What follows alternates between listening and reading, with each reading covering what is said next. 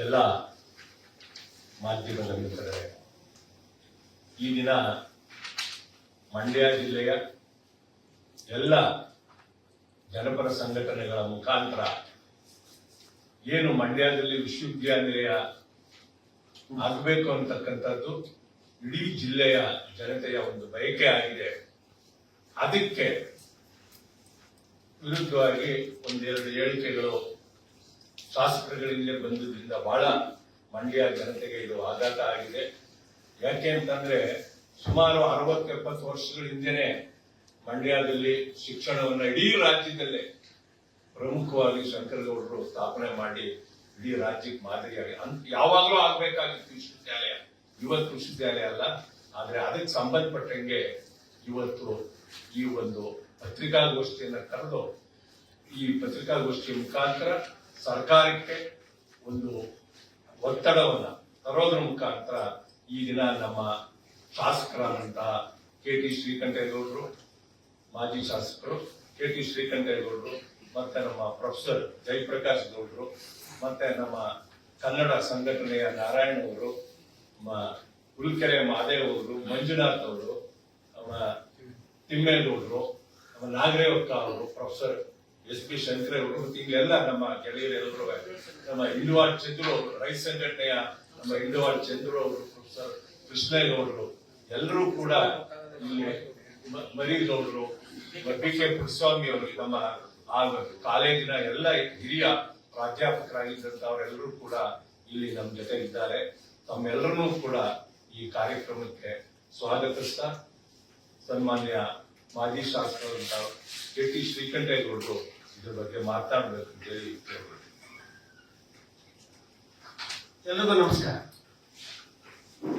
ಮಂಡ್ಯ ವಿಶ್ವವಿದ್ಯಾಲಯ ಆರಂಭ ಮಾಡಿದ್ದು ಕೇಂದ್ರ ಸರ್ಕಾರ. ಯುಜಿಸಿ ಶಿಫಾರಸಿನ ಮೇರೆಗೆ ರೂಸೋ ಯೋಜನೆ ಅಡಿಯಲ್ಲಿ 55 ಕೋಟಿಗಳನ್ನು ಬಿಡುಗಡೆ ಮಾಡಿ ಮಂಡ್ಯ ವಿಶ್ವವಿದ್ಯಾಲಯವನ್ನು ಏಕೀಕೃತ ವಿಶ್ವವಿದ್ಯಾಲಯವಾಗಿ, ಅದನ್ನ ಇಂಗ್ಲಿಷ್ನಲ್ಲಿ ಯೂನಿಟರಿ ಯೂನಿವರ್ಸಿಟಿ ಅಂತ ಹೇಳ್ತಾರೆ. ಅವತ್ತು ಇಡೀ ರಾಜ್ಯದಲ್ಲಿ ಮಾಡಿದ್ದು 2, ಇಡೀ ದೇಶದಲ್ಲಿ ಮಾಡಿದ್ದು 4 ವಿಶ್ವವಿದ್ಯಾಲಯಗಳಾಗಿದೆ. ಗುಜರಾತ್ ಮತ್ತು ಆಂಧ್ರದಲ್ಲಿ ಒಂದು ಸ್ಥಳ, ಕರ್ನಾಟಕದಲ್ಲಿ 2 ವಿಶ್ವವಿದ್ಯಾಲಯಗಳನ್ನ ಯುಜಿಸಿಯ ಶಿಫಾರಸಿನ ಮೇರೆಗೆ ರೂಸೋ ಯೋಜನೆ ಅಡಿಯಲ್ಲಿ ಕೇಂದ್ರ ಸರ್ಕಾರ ಘೋಷಣೆ ಮಾಡಿತು. ನಮ್ಮ ಮಂಡ್ಯ ಯೂನಿಟರಿ ಯೂನಿವರ್ಸಿಟಿ ಅಂತೇಳಿ, ಬೆಂಗಳೂರು ಮಹಾರಾಣಿ ಕಾಲೇಜಿನ ಕ್ಲಸ್ಟರ್ ಯೂನಿವರ್ಸಿಟಿ ಅಂತೇಳಿ 1-2 ಅಲ್ಲ 55 ಕೋಟಿಯನ್ನು ಬಿಡುಗಡೆ ಮಾಡಿತು. ಆ ಹಣದಲ್ಲಿ ಇವತ್ತು ಅಡ್ಮಿನಿಸ್ಟ್ರೇಟಿವ್ ಬ್ಲಾಕ್ ನಿರ್ಮಾಣ ಆಗಿದೆ, ಕಾಮರ್ಸ್ ಬ್ಲಾಕ್ ನಿರ್ಮಾಣ ಆಗಿದೆ, ಆರ್ಟ್ಸ್ ಬ್ಲಾಕ್ ನಿರ್ಮಾಣ ಆಗಿದೆ, ಸೈನ್ಸ್ ಬ್ಲಾಕ್ ನಿರ್ಮಾಣ ಆಗಿದೆ, ಲೈಬ್ರರಿ ಬ್ಲಾಕ್ ನಿರ್ಮಾಣ ಆಗಿದೆ. ಒಂದು ವಿಶ್ವವಿದ್ಯಾಲಯಕ್ಕೆ ಬೇಕಾದಂತ ಎಲ್ಲ ಸವಲತ್ತುಗಳು ಇವತ್ತು ಇಲ್ಲಿದ್ದಾರೆ. ಅದ್ರ ಜೊತೆಗೆ ಮೈಸೂರು ಯೂನಿವರ್ಸಿಟಿ ವ್ಯಾಪ್ತಿಯಲ್ಲಿದ್ದಂತ 100 ಎಕರೆ ಮತ್ತು ಎಲ್ಲ ಪಿಜಿ ಕಟ್ಟಡಗಳನ್ನ ಇವತ್ತು ಮಂಡ್ಯ ವಿಶ್ವವಿದ್ಯಾಲಯಕ್ಕೆ ವರ್ಗಾಯಿಸಲಾಗಿದೆ. ಈ ಹಿನ್ನೆಲೆ ಮೇಲೆ ನಾಲೆಡ್ಜ್ ಕಮಿಷನ್ ನಾಮಕರಣಗೊಂಡು ಅದು ಅಧ್ಯಯನವನ್ನ ಮಾಡಿ ಆ ಜ್ಞಾನ ಆಯೋಗ ಒಂದು ಶಿಫಾರಸನ್ನು ಮಾಡಿತು. ಮಂಡ್ಯ ಸೇರಿದಾಗ 10 ವಿಶ್ವವಿದ್ಯಾಲಯಗಳನ್ನ ಈಗ ಇಡೀ ದೇಶದಲ್ಲಿ ಶಿಕ್ಷಣದ ವಿಕೇಂದ್ರೀಕರಣವನ್ನು ಗುರಿಯಾಗಿಟ್ಕೊಂಡು ಎಲ್ಲ ರಾಜ್ಯಗಳಲ್ಲಿ ಜಿಲ್ಲೆ ಒಂದು ವಿಶ್ವವಿದ್ಯಾಲಯವನ್ನ ಮಾಡ್ತಾ ಇದ್ದಾರೆ.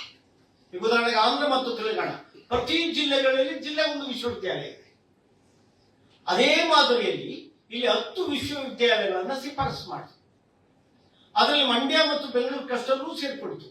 ಮಂಡ್ಯ ಏಕೀಕೃತ ವಿಶ್ವವಿದ್ಯಾಲಯ ಇದ್ದದ್ದು ಮಂಡ್ಯ ಮಾನ್ಯತೆ ವಿಶ್ವವಿದ್ಯಾಲಯ ಆಗಿ ಪರಿವರ್ತನೆ ಆಯ್ತು ಅಷ್ಟೇ. ಇದು ರಾಜ್ಯ ಸರ್ಕಾರ ಮಾಡಿದ ವಿಶ್ವವಿದ್ಯಾಲಯ ಅಲ್ಲ. ಕೇಂದ್ರ 55 ಕೋಟಿ ಕೊಟ್ಟು ಮಾಡಿದ ವಿಶ್ವವಿದ್ಯಾಲಯ. ಆ ವಿಶ್ವವಿದ್ಯಾಲಯವನ್ನ ಮುಚ್ಚುವ ದಿಸೆಯಲ್ಲಿ ಈ 9 ವಿಶ್ವವಿದ್ಯಾಲಯಗಳನ್ನ ಮುಚ್ಚಬೇಕು ಅಂತೇಳಿ ಅವರು ಒಂದು ಸಮಿತಿಯನ್ನ ಮಾಡ್ತಾರೆ. ನನ್ನ ಪ್ರಶ್ನೆ, ಬೀದರನ್ನ ಹಾಕ್ಬಿಟ್ರಿ?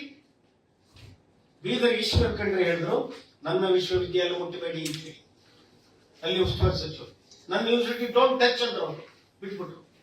ಇನ್ನು 9 ವಿಶ್ವವಿದ್ಯಾಲಯಗಳನ್ನು ಮಾತ್ರ ಮುಚ್ಚುವ ಬಗೆಗೆ ವರದಿ ಕೊಡಿ. ನೆನ್ನೆ ಹೇಳ್ತಾರೆ ಇನ್ನು ಮುಚ್ಚಿಲ್ಲ ಅಂತಾರೆ. ಆದ್ರೆ ನೀವು ವರದಿ ತಗೊಳ್ಬೇಕಾಗಿತ್ತು ಯಾವುದ್ರ ಬಗ್ಗೆ? ಈ ಹೊಸ ವಿಶ್ವವಿದ್ಯಾಲಯಗಳನ್ನು ಅಭಿವೃದ್ಧಿ ಮಾಡುವುದರ ಬಗೆಗೆ ವರದಿ ಕೊಡಿ ಅಂತ ಕೇಳಬೇಕಾಗಿತ್ತು.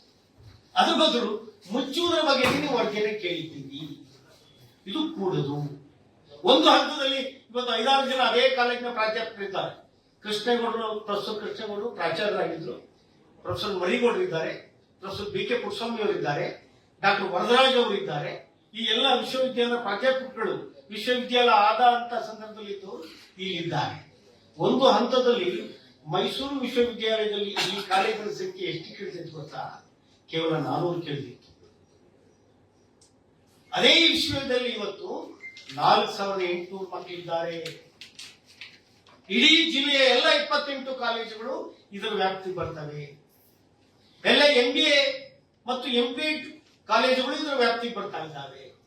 ಈಗ ಮಂಡ್ಯ ವಿಶ್ವವಿದ್ಯಾಲಯ ಅತ್ಯಂತ ಸಮರ್ಥವಾಗಿದೆ, ಆರೋಗ್ಯಕರವಾಗಿದೆ ಮತ್ತು ಎಲ್ಲ ದಿಕ್ಕಿನಿಂದ ಬೆಳೀತಾ ಇದೆ. ನಮ್ಮವರು ಕೆಲವರು ಏನ್ ಹೇಳ್ತಾರೆ, ಬಂದು ಮೈಸೂರು ವಿಶ್ವವಿದ್ಯಾಲಯ ಬಂದ್ ಮಾಡ್ಬಿಡಿ ಅಂತ. ಮೈಸೂರು ವಿಶ್ವವಿದ್ಯಾಲಯ ಈಗ ರೋಗಗ್ರಸ್ತ ವಿಶ್ವವಿದ್ಯಾಲಯ ಆಗಿದೆ, ಅತ್ಯಂತ ಸಂಕಷ್ಟದಲ್ಲಿದೆ. ಅವರಿಗೆ ಪಿಂಚಣಿ ವೇತನ ಕೊಡೋ ಸ್ಥಿತಿಯಲ್ಲಿಲ್ಲ. 65% ಕಾಯಂ ನೌಕರರೇ ಅಲ್ಲಿಲ್ಲ. ಇದ್ದಿದ್ದರೆ ನಮ್ಮ ವಿಶ್ವವಿದ್ಯಾಲಯ ಮಂಡ್ಯ ಸುಸ್ಥಿತಿಯಲ್ಲಿದೆ. ಆರ್ಥಿಕವಾಗಿ ಹಣನೂ ಕೇಳೋ ಸ್ಥಿತಿಗೂ ರೋಗ ಇಲ್ಲ. ಇವರು ಸರ್ಕಾರಕ್ಕೆ ಹಣ ಬೇಕು ಕೇಳಲೇ ಇಲ್ಲ. ಇವ್ರಿಗೆ ಬರುವಂತ ಸಂಪನ್ಮೂಲಗಳೆಲ್ಲ ವಿಶ್ವವಿದ್ಯಾಲಯವನ್ನ ಯಶಸ್ವಿಯಾಗಿ ಚೆನ್ನಾಗಿ ನಡೆಸ್ತಾ ಇದ್ದಾರೆ. ಹಾಗಾಗಿ ಈ ಜಿಲ್ಲೆಯ ಶೈಕ್ಷಣಿಕ ಅಭಿವೃದ್ಧಿಯ ದೃಷ್ಟಿಯಿಂದ ಮತ್ತು ಬಹಳ ಜನರು ಇವತ್ತು ಪದವಿಯನ್ನು ಪಡೀತಾ ಇದ್ದಾರೆ. ನಾನು ನಮ್ಮ ಮರ್ತಿಬೇಗೌಡರು, ಬಿ ಕೆ ನಮ್ಮ ಕೀಲಾರಿ ಜಯರಾಮ್ ಅವರು ಮತ್ತು 3 ಜನ ಮಂಡ್ಯ ಬಿಟ್ಟು ಇವಾಗ ಮೈಸೂರಿಗೆ ಕಾಯಂ ನೆಲೆಸಿದ್ದಾರೆ. ನೀವು ನೆಲೆಸಿದ್ರೆ ಚಿಂತೆ ಇಲ್ಲ. ಆದ್ರೆ ಮಂಡ್ಯದ ಬಗ್ಗೆ ಯಾಕೆ ಮಾತಾಡಿದ್ರು ನಿಮ್ಗೆ ಅವಕಾಶ ಯಾಕೆ? ಮಂಡ್ಯ ಬೆಳಿಬೇಕಲ್ಲ. ಈಗ ಯೂನಿವರ್ಸಿಟಿ ಸರ್ಟಿಫಿಕೇಟ್ ಎಲ್ಲ ಮುಖ್ಯ ಕೇಳೋದು.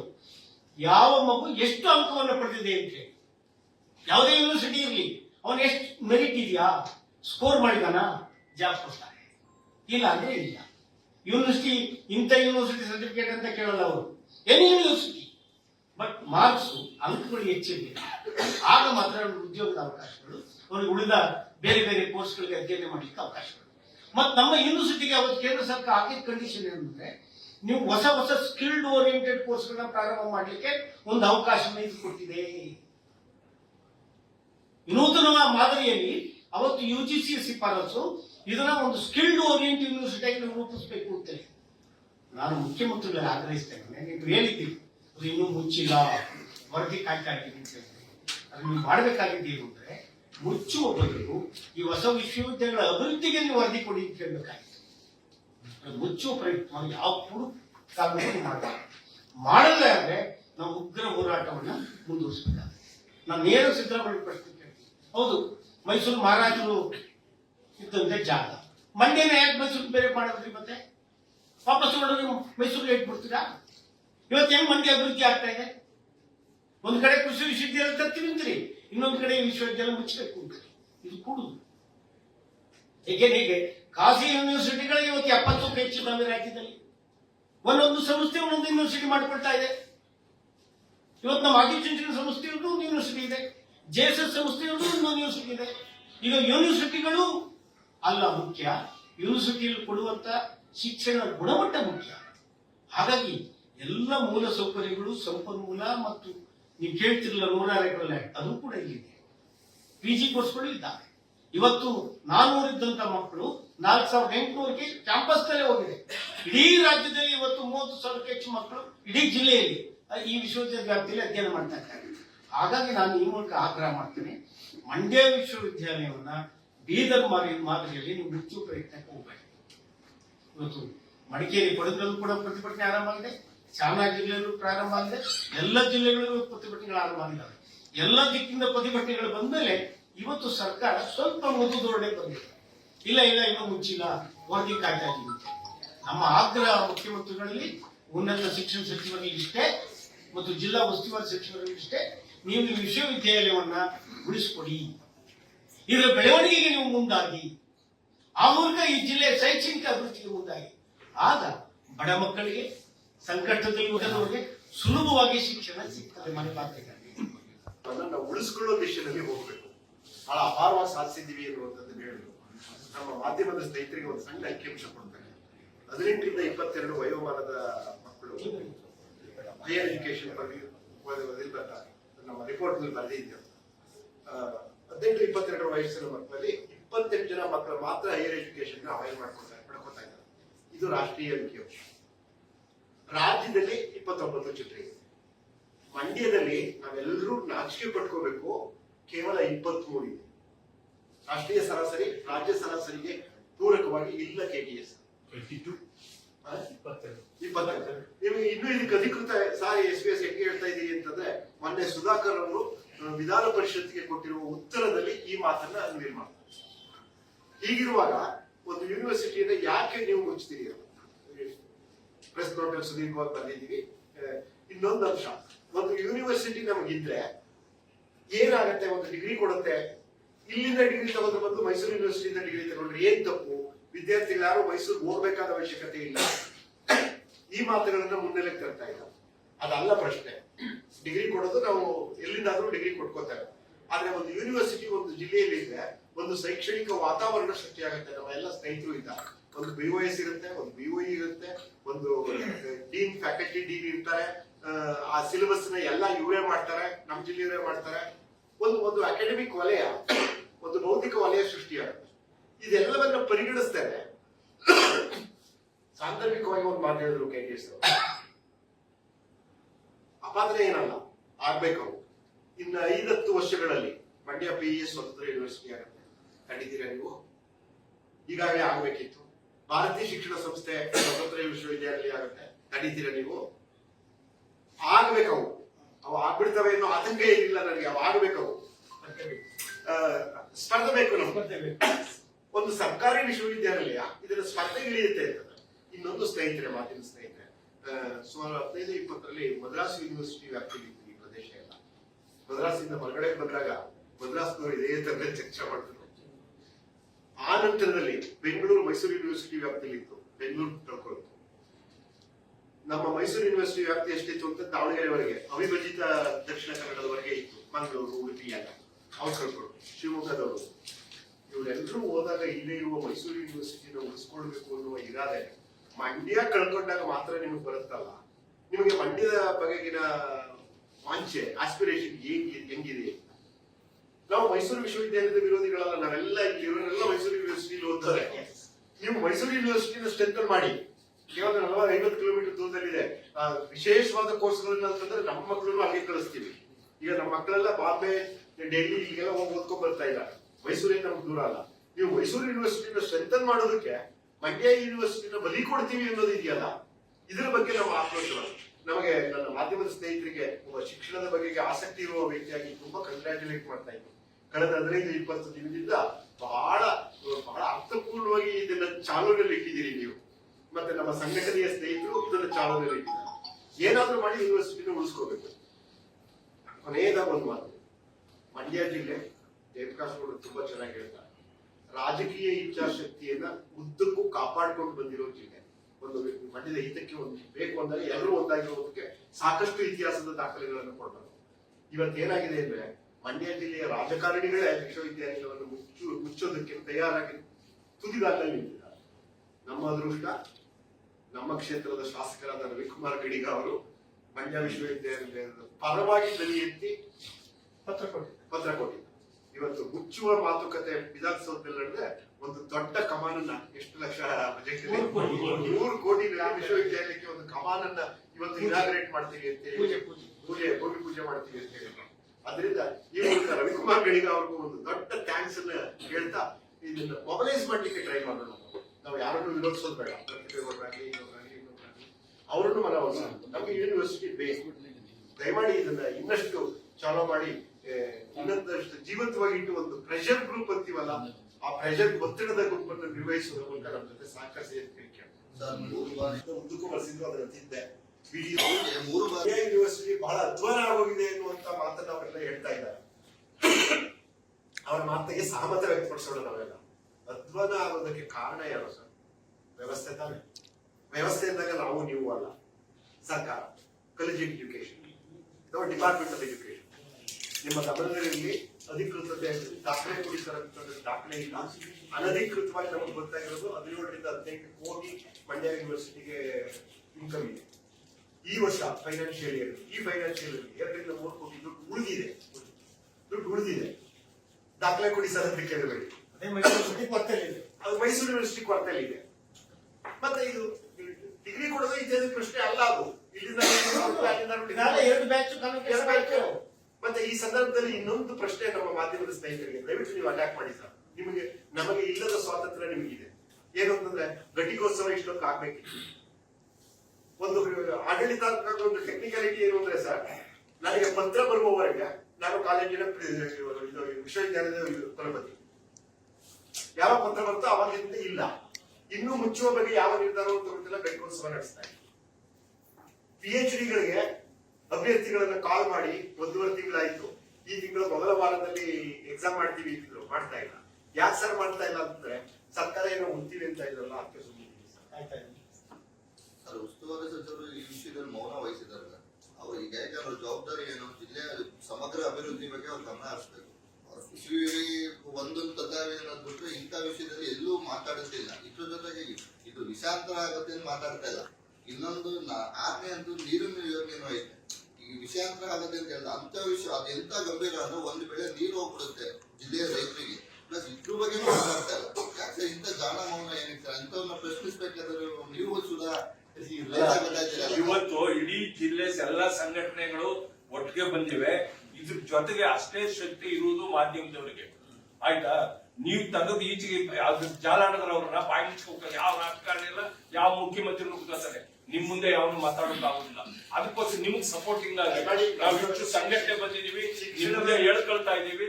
ದಯಮಾಡಿ ನೀವು ಮಾಧ್ಯಮದವರು ಈ ನಮ್ಮ ಏನೆಲ್ಲ ಅಭಿಪ್ರಾಯಗಳಿದೆ, ನಿಮ್ಮ ಅಭಿಪ್ರಾಯ, ಇಲ್ಲಿ ಜಿಲ್ಲೆ ಜನರ ಅಭಿಪ್ರಾಯ, ಮತ್ತೆ ನೀವು ಕೂಡ ನಿಮ್ಮ ಇದನ್ನ ಶಿಕ್ಷಣದ ಬಗ್ಗೆ ಒಂದಷ್ಟು ಕೆಲಸ ಮಾಡೋಣ ಸರ್. ದಯವಿಟ್ಟು ಸಾಕಾಗಿ ಹೇಳಿ ಸರ್. ಹಾಗೆ ಸಾಕಷ್ಟು ವಿಚಾರಗಳನ್ನ ಶ್ರೀಕಂಠೇಗೌಡರು, ಶಂಕರೇಗೌಡರು ಹೇಳಿದ್ದಾರೆ. ನನ್ನ ಪ್ರಶ್ನೆ ಏನು ಅಂತಂದ್ರೆ, ಅವರು ಹೇಳಿದ್ರು ಇವರು ಹೇಳಿದ್ರು, ನಮ್ಮ ಜಿಲ್ಲೆಗೆ ಏನ್ ಬೇಕು ಅನ್ನುವಂಥ ಅದನ್ನು ಕೇಳ್ಕೊಳ್ತಕ್ಕಂಥ ಮುಖ್ಯ. ನಮ್ಮ ಜಿಲ್ಲೆಯ ಒಂದು ಲಕ್ಷಣವನ್ನು ಕೂತು ಹೇಳುವಾಗ ನಮ್ಮ ಹತ್ರ ಹಣ ಎಷ್ಟಿದೆ ಅಂತ ಯಾರು ಯೋಚನೆ ಮಾಡೋದಿಲ್ಲ. ನಮ್ಮ ಕಾಲೇಜುಗಳು ಎಷ್ಟಿದ್ದಾವೆ, ಶಿಕ್ಷಣದ ಮಟ್ಟ ಹೇಗಿದೆ, ನೀರಾವರಿ ಮಟ್ಟ ಹೇಗಿದೆ, ಮತ್ತೆ ಏನೇನು ಅಭಿವೃದ್ಧಿ ಆಗಿದೆ, ನಮ್ಮ ರಸ್ತೆ, ಇವುಗಳೆಲ್ಲವನ್ನು ಕೂಡ ಕುರಿತು ನಾವು ಜಿಲ್ಲೆಯ ಅಭಿವೃದ್ಧಿ ಅಂತ ಹೇಳ್ತೀವಿ. ಅದು ನನಗೆ ಅರ್ಥವಾಗದೇ ಇರತಕ್ಕಂಥ ಪ್ರಶ್ನೆ ಏನು ಅಂತಂದ್ರೆ, ನಾವ್ಯಾರು ಕೂಡ ವಿಶ್ವವಿದ್ಯಾಲಯ ಬೇಕು ಅಂತ ಓದೋರಲ್ಲ. ವಿಶ್ವವಿದ್ಯಾಲಯವನ್ನು ತಂದವರೇ ಅವರು, ಸರ್ಕಾರ ಯಾರೇ ಆಗಿರ್ತೀವಿ. ಕೊಟ್ಟದ್ದನ್ನ ಮತ್ತೆ ಯಾಕೆ ಇಟ್ಕೊಳ್ಬೇಕು? ಇದು ನನಗೆ ಅರ್ಥವಾಗದೇ ಇರತಕ್ಕಂಥ ಪ್ರಶ್ನೆ. ಮತ್ತೆ ಇನ್ನೊಂದು ಅರ್ಥವಾಗದೇ ಇರತಕ್ಕಂಥ ಪ್ರಶ್ನೆ ಏನಂದ್ರೆ, ನಮ್ಮ ಮಂಡ್ಯದವರೇ ಅದನ್ನ ಮುಚ್ಚಬೇಕು ಅಂತ ಹೊರಟಿರು. ಮೈಸೂರಿನವ್ರು ಕೇಳಬೇಕು ಲೆಕ್ಕ, ನಮ್ಮ ಜಿಲ್ಲೆಗೆ ನಿಮ್ಮ ವಿಶ್ವವಿದ್ಯಾಲಯವನ್ನ ಮಾಡ್ಕೊಡಿ ಅಂತೇಳಿ. ನಮ್ಮ ಜಿಲ್ಲೆಯವರೇ ವಿಶ್ವವಿದ್ಯಾಲಯವನ್ನ ಮುಚ್ಚಿ ಅಂತ ಹೇಳ್ತಾ ಇರ್ತಕ್ಕಂಥದ್ದು, ಮುಚ್ಚಿ ಮೈಸೂರಿಗೆ ಹೋಗ್ಬೇಕು ಅಂತನ್ನುವಂಥದ್ದು ಎಂತ ವಿಪರ್ಯಾಸ ಅಂತ. ಮತ್ತೆ ಮೈಸೂರು ವಿಶ್ವವಿದ್ಯಾಲಯದಿಂದ ಡಿಗ್ರಿ ಪಡ್ಕೊಂಡ್ರೆ ಬಹಳ ಶ್ರೇಷ್ಠತೆ ಇಲ್ಲ. ಆದ್ರೆ ಮೈಸೂರು ವಿಶ್ವವಿದ್ಯಾಲಯದವರಿಗೆ ಡಿಗ್ರಿ ಕೊಟ್ಟ ತಕ್ಷಣ ಕೆಲಸ ಮಾಡ್ಕೊಡ್ತಾರೆ ಅವರು. ಅಲ್ಲ, ನಮ್ಮ ಜಿಲ್ಲೆಗೆ ವಿಶ್ವವಿದ್ಯಾಲಯ ಬೇಕು. ನಾಳೆ ಈಗ ಕೃಷಿ ವಿಶ್ವವಿದ್ಯಾಲಯ ತೆಗಿತಾ ಇದ್ದಾರೆ. ನಾಳೆ ಇನ್ನೊಂದು ಸರ್ಕಾರ ಬಂದಾಗ ಕೃಷಿ ವಿದ್ಯಾಲಯ ಮುಚ್ಚಿಬಿಡ್ಬೇಕು ಅಂತ ಹೊರಟ್ರೆ ಏನ್ ಮಾಡ್ತೀವಿ? ಒಂದು ಸರ್ಕಾರ ಅಲ್ಲ, ಒಂದು ಸರ್ಕಾರ ತೆಗೆದದ್ದನ್ನ ಜನಹಿತವನ್ನು ನೋಡ್ಕೊಂಡು ಮಾಡಬೇಕು. ಎಲ್ಲಿ ಸಂವಾದ ಮಾಡಿದ್ದಾರೆ ಇವರು? ವಿಶ್ವವಿದ್ಯಾಲಯ ಮುಚ್ಚಬೇಕೆ ಬೇಡವೆ ಅಂತ ಸಾರ್ವಜನಿಕರ ಜೊತೆ ಸಂವಾದ ಮಾಡಿದ್ದಾರೆ. ನೀವು ಸ್ನೇಹಿತರು ಒಂದು ಪ್ರಶ್ನೆ ಕೇಳೋದು, ನಮ್ಮಲ್ಲೂ ತಪ್ಪಿಲ್ಲ. ಮಂಡ್ಯ ಜಿಲ್ಲೆಗೆ ಬೇಕಾಗಿರ್ತಕ್ಕಂಥ ಅಭಿವೃದ್ಧಿಗೆ ಬೇಕಾಗಿರ್ತಕ್ಕಂಥ ವಿಷಯಗಳನ್ನು ಕೊಟ್ಟು ನಾವೆಲ್ಲರೂ ಕೂಡ ಒಟ್ಟಿಗೆ ಕೊಟ್ಟು ಚರ್ಚೆ ಮಾಡ್ತಾ ಇಲ್ಲ. ಅದನ್ನೇ ಎಲ್ಲ ಸಂಘಟನೆಯವ್ರಿಗೂ ಹೇಳ್ತಾ ಇದ್ದೀನಿ. ಎಲ್ಲರೂ ಅವ್ರವ್ರು ಬಂದು ಹೇಳಿಕೆ ಕೊಟ್ಟು ಹೋಗ್ತಾ ಇದ್ದಾರೆ. ಇವತ್ತು ಒಟ್ಟಾರೆ ಆಗಿರ್ತಕ್ಕಂಥ ಒಂದು ಆಕ್ಷನ್ ಕಮಿಟಿ ಮಾಡಿಕೊಂಡು ಬೇಕಾಗಿರ್ತಕ್ಕಂಥ ವಿಷಯಗಳನ್ನ, ಅದು ವಿಶ್ವವಿದ್ಯಾಲಯ ಆಗಿರ್ಬೋದು, ರೈತರಿಗೆ ನೋಡಿ ಬಜೆಟ್ ನಲ್ಲಿ ನಮ್ಮ ರೈತ ಸಂಘದವರು ಹೋರಾಟ ಮಾಡ್ತಾನೆ ಇದ್ದಾರೆ ಶುಗರ್ ಫ್ಯಾಕ್ಟರಿ ಬಗ್ಗೆ. ಅದ್ರ ಬಗ್ಗೆ ಏನು ವಿಷಯ ಇಲ್ಲ. ನಾವೆಲ್ಲ ಮಂಡ್ಯದ ಐಕಾನ್ ಆಗಿರ್ತಕ್ಕಂಥ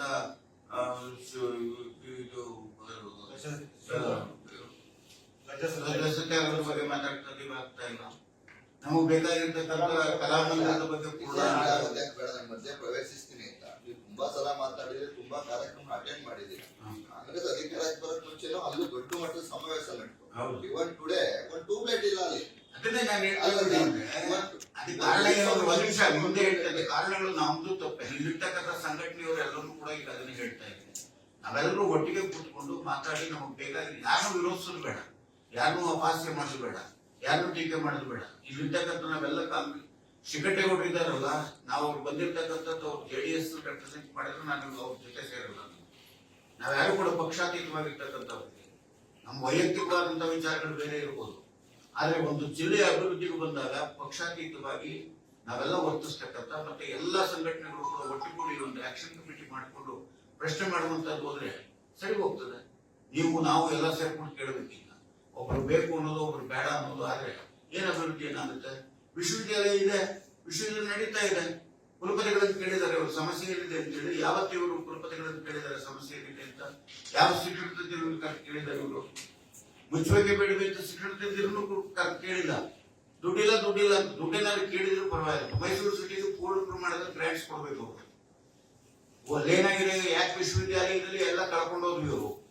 ಅದರಿಂದ ದುಡ್ಡು ಕೊರತೆ ಆಗಿದ್ರೆ ಸರ್ಕಾರ ಅದ್ರ ಜವಾಬ್ದಾರಿಯನ್ನು ಹೊರಬೇಕಲ್ಲ. ನಿಮ್ಗೆ ಇಷ್ಟ ಆಗಿದೆ ಮುಚ್ಚಿ, ಆಗ ಅಕಸ್ಮಾತ್ ತೊಂದರೆ ಆಗಿದೆ ಅಂದ್ರೆ ಅದೇ ವಿಶ್ವವಿದ್ಯಾಲಯ ಮುಚ್ಚಿಬಿಟ್ಟು ಬಿಡಿ, ಏನ್ ತೊಂದರೆ ಏನಿಲ್ಲ.